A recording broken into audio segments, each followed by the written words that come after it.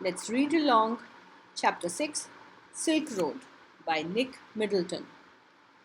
Notice these expressions in the text, infer their meaning from the context. Ducking back, maneuvers, billowed, sway, cane of rocks, career down, salt flats. A flawless half moon floated in a perfect blue sky on the morning we said our goodbyes. Extended banks of cloud like long French lobes glowed pink as the sun emerged to splash the distant mountain tops with a rose tinted blush. Now we were leaving Ravu. Lamo said she wanted to give me a farewell present. One evening I had told her through Daniel that I was heading towards Mount Kailash to complete the Kora, and she had said that I ought to get some warmer clothes. After ducking back into her tent, she emerged carrying one of the long-sleeved sheepskin coats that all the men wore. Set me up as we clambered into his car. Ah, yes, he declared. Drogba, sir. We took a shortcut to get off the Changtang. Sitan knew a route that would take us southwest almost directly towards Mount Kailash. It involved crossing several fairly high mountain passes, he said. But no problem, sir, he assured us, if there is no snow. What was the likelihood of that? I asked. Not knowing, sir, until we get there. From the gently rolling hills of Ravu, the shortcut took us across vast open plains with nothing in them except a few gazelles that would look up from nibbling the arid pastures and frown before bounding away into the void.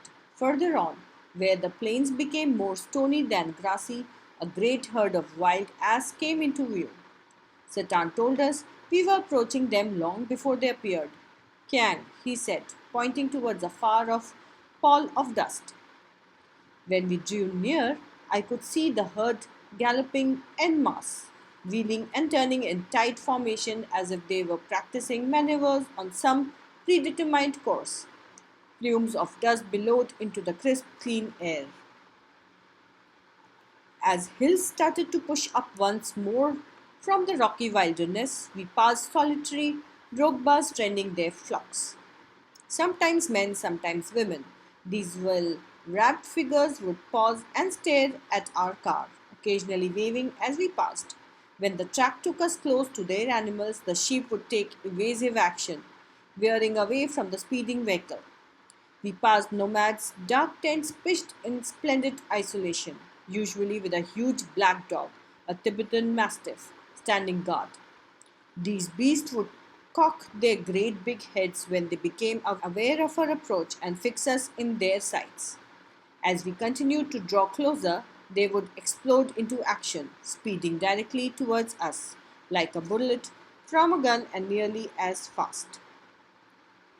These shaggy monsters, blacker than the darkest night, usually wore bright red collars and barked furiously with massive jaws. They were completely fearless of our vehicle, shooting straight into our path, causing Satan to brake and swerve.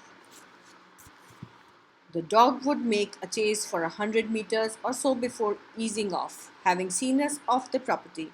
It wasn't difficult to understand why furious Tibetan mastiffs became popular in China's imperial courts as hunting dogs, brought along the Silk Road in ancient times at tribute from Tibet. By now, we could see snow capped mountains gathering on the horizon. We entered a valley where the river was white and mostly clogged with ice, brilliant white and glinting in the sunshine. The trail hugged its bank, twisting with the meanders as we gradually gained height and the valley sides closed in. The turns became sharper and the ride bumpier. Satan now in third gear as we continued to climb. The track moved away from the icy river, laboring through steeper slopes that sported big rocks daubed with patches of bright orange lichen. Beneath the rocks, hunks of snow clung on in the near permanent shade. I felt the pressure building up in my ears, held my nose, snorted, and cleared them. We struggled round another tight bend, and Sitan stopped. He had opened his door and jumped out of his seat before I realized what was going on. Snow, said Daniel as he too exited the vehicle, letting in a breath of cold air as he did so. of white stuff lay across the track in front of us, stretching for maybe 15 meters before it petered out and the dirt trail reappeared. The snow continued on either side of us, smoothing the abrupt bank on the upslope side. The bank was too steep for our vehicle to scale, so there was no way round the snow patch. I joined Daniel as Setan stepped onto the encrusted snow and began to slither and slide forward, stamping his foot from time to time to ascertain how sturdy it was. I looked at my wristwatch. We were at 5,210 meters above sea level. It didn't look too deep to me, but the danger wasn't its depth. Daniel said so much as its icy top layer. If we slid off, the car could turn over, he suggested, as we saw Sitan grab handfuls of dirt and fling them across the frozen surface. We both pitched in, and when the snow was spread with soil, Daniel and I stayed out of the vehicle to listen Sitan's load. He backed up and drove towards the dirty snow, eased the car onto its icy surface, and slowly drove its length without apparent difficulty. 10 minutes later, we stopped at another blockage. Not good, sir, Sitan announced as he jumped out again to survey the scene. This time he decided to try and drive round the snow. The slope was steep and studded with major rocks, but somehow Satan negotiated them, his four-wheel drive vehicle lurching from one obstacle to the next. In so doing, he cut off one of the hairpin bends, regaining the trail further up where the snow had not drifted. I checked my watch again as we continued to climb in the bright sunshine. We crept past 5,400 meters and my head began to throb horribly. I took gulps from my water bottle, which is supposed to help a rapid ascent. We finally reached the top of the pass at 5,515 meters. It was marked by a large cairn of rocks, festooned with white silk scarves and dragged prayer flags. We all took a turn round the cairn in a clockwise direction, as is the tradition, and Satan checked the tires on his vehicle. He stopped at the petrol tank and partially unscrewed the top, which emitted a loud hiss. The lower atmospheric pressure was allowing the fuel to expand. It sounded dangerous to me. Maybe, sir. Satan laughed, but no smoking. My headache soon cleared as we careered down the other side of the pass. It was 2 o'clock by the time we stopped for lunch. We ate hot noodles inside a long canvas tent, part of a work camp erected beside a dry salt lake. The plateau is pockmarked with salt flats and brackish lakes, vestiges of the Tethys Ocean which bordered Tibet before the great continental collision that lifted it skyward. This one was a hive of activity, men with pickaxes and shovels trudging back and forth in their long sheepskin coats and salt encrusted boots. All wore sunglasses against the glare as a steady stream of blue trucks emerged from the blindingly white lake laden with piles of salt. By late afternoon, we had reached the small town of Hor, back on the main east-west highway that followed the old trade route from Hassa to Kashmir. Daniel, who was returning to Hassa, found a ride in a truck, so Satan and I bade him farewell outside a tire repair shop. We had suffered two punctures in quick succession on the drive down from the Salt Lake, and Satan was eager to have them fixed since they left him with no spares. Besides, the second tire he had changed had been replaced by one that was as smooth as my bald head. Hor was a grim, miserable place. There was no vegetation whatsoever, just dust and rocks, liberally scattered with years of accumulated refuse, which was unfortunate given that town sat on the shore of Lake Mansarovar, Tibet's most venerated stretch of water. Ancient Hindu and Buddhist cosmology pinpoints Mansarovar as the source of four great Indian rivers: the Indus, the Ganges, the Satluj, and the Brahmaputra. Actually, only Satluj flows from the lake, but the headwaters of the others all rise nearby on the flanks of Mount Kailash. We were within striking distance of the great mountain and I was eager to forge ahead. But I had to wait. Satan to go and drink some tea in Hore's only cafe, which, like all the other buildings in town, was constructed from badly painted concrete and had three broken windows. The good view of the lake through one of them helped to compensate for the drought. I was served by a Chinese youth in military uniform who spread the grease around on my table with a filthy rag before bringing me a glass and a thermos of tea. Half an hour later, Satan relieved me from my solitary confinement and we drove past a lot more rocks and rubbish westwards out of town towards Mount Kailash. My experience in Hor came as a stark contrast to accounts I had read of earlier travelers' first encounters with Lake Mansarovar. Kawaguchi, a Japanese monk who had arrived there in 1900, was so moved by the sanctity of the lake that he burst into tears. A couple of years later, the hallowed waters had a similar effect on Sven Hedin, a Swede who wasn't prone to sentimental outbursts. Dark by the time we finally left again, and after 10:30 p.m., we drew up outside a guest house in Dachen for what turned out to be another troubled night. Kicking around in the open air rubbish dump that passed for the town of Hor had set off my cold once more. Though, if truth be told, it had never quite disappeared with my herbal tea. One of my nostrils was blocked again, and as I lay down to sleep, I wasn't convinced that the other would provide me with sufficient oxygen. My watch told me I was at 4,760 meters. It wasn't much higher than Ravu, and they'd been gasping for oxygen several times every night. Accustomed to these nocturnal disturbances by now, but they still scared me. Tired and hungry, I started breathing through my mouth. After a while, I switched to single nostril power, which seemed to be admitting enough oxygen, but just as I was drifting off, I woke up abruptly. Something was wrong. My chest felt strangely heavy, and I sat up, a movement that cleared my nasal passages almost instantly and relieved the feeling in my chest. Curious, I thought. I lay back down and tried again. Same result. I was on the point of disappearing into the land of Nod when something told me not to. It must have been those emergency electrical again, but this was not the same as on previous occasions. This time I wasn't gasping for breath. I was simply not allowed to go to sleep. Sitting up once more immediately made me feel better. I could breathe freely and my chest felt fine. But as soon as I lay down, my sinuses filled and my chest was hot. I tried propping myself upright against the wall. But now I couldn't manage to relax enough to drop off. I couldn't put my finger on the reason, but I was afraid to go to sleep. A little voice inside me was saying that if I did, I might never wake up again. So I stayed awake all night.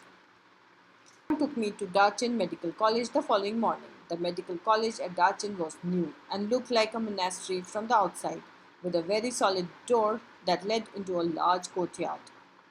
We found the consulting room, which was dark and cold and occupied by a Tibetan doctor who wore none of the paraphernalia that I had been expecting. No white coat, he looked like any other Tibetan with a thick pullover and a woolly hat. When I explained my sleepless symptoms and my sudden aversion to lying down, he shot me a few questions while feeling the veins in my wrist. It's a cold, he said finally through sit down. A cold? And the effects of altitude. I will give you something for it. I asked him if he thought I would recover enough to be able to do the Koda. Oh, yes, he said. You will be fine. I walked out of medical college clutching a brown envelope stuffed with 15 screws of paper. I had a 5-day course of Tibetan medicine which I started right away. I opened an after breakfast package and found it contained a brown powder that I had to take with hot water. It tasted like a cinnamon. The contents of the lunchtime and bedtime packages were less obviously in both contained small spherical brown pellets. They looked suspiciously like sheep dung, but of course I took them. That night, after my first full day's course, I slept very soundly, like a log, not a dead man.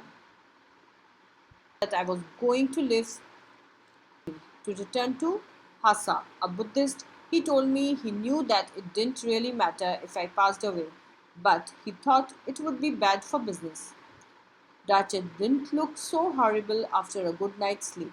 It was still dusty, partially derelict, punctuated by heaps of rubble and refuse, but the sun shone brilliantly in a clear blue sky, and the outlook across the plain to the south gave me a vision of the Himalayas, commanded by a huge snow-capped mountain, Gurla Mun, with just a wisp of cloud suspended over its summit.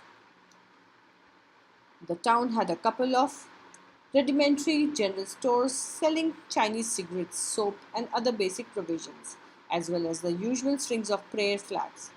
In front of one, men gathered in the afternoon for a game of pool, the ball looking supremely incongruous in the open air, while nearby women washed their long hair in the icy water of a narrow brook that babbled down past my guest house. Darchen felt relaxed and unhurried, but for me it came with a significant drawback. There were no pilgrims. At the height of the pilgrimage season, the town was bustling with visitors. Many brought their own accommodation, enlarging the settlement around its edges as they set up their tents, which spilled down on the plain. I had timed my arrival for the beginnings of the season, but it seemed it. I sat pondering my options over a glass of tea in Darchen's only cafe. After a little consideration, I concluded they were severely limited. Clearly, I hadn't made much progress with my self help program on positive thinking. In my defense, it hadn't been easy with all my sleeping difficulties, but however I looked at it, I could only wait. The pilgrimage trail was well trodden, but I didn't fancy doing it alone.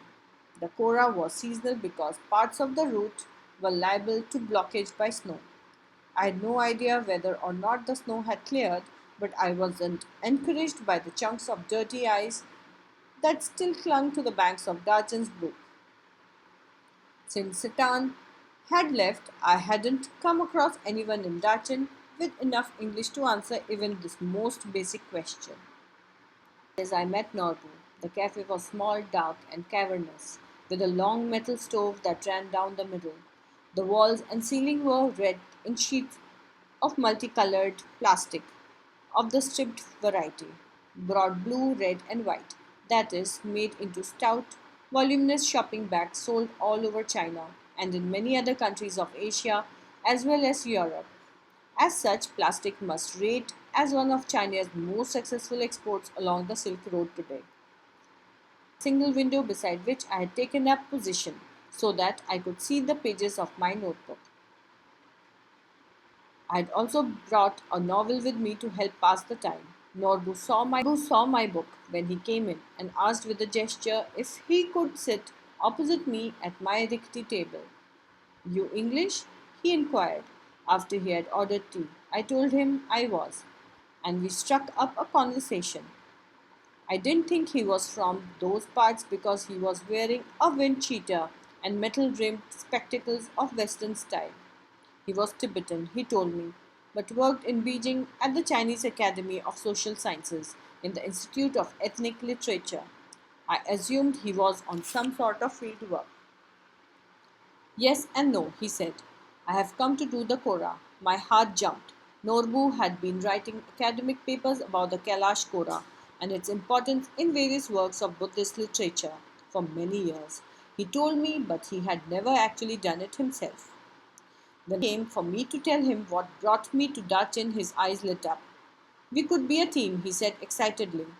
Two academics who have escaped from the library. Perhaps my positive thinking strategy was working after all.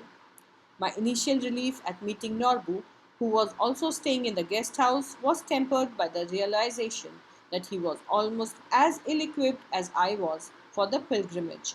He kept telling me how fat he was and how hard it was going to be. Very high up, he kept reminding me. So tiresome to walk. He wasn't really a practicing Buddhist. It transpired, but he had enthusiasm and he was, of course, Tibetan.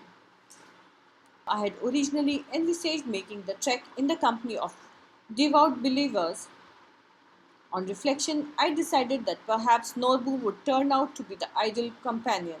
He suggested we hire some yaks to carry our luggage, which I interpreted as a good sign, and he had no intention of prostrating himself all round the mountain.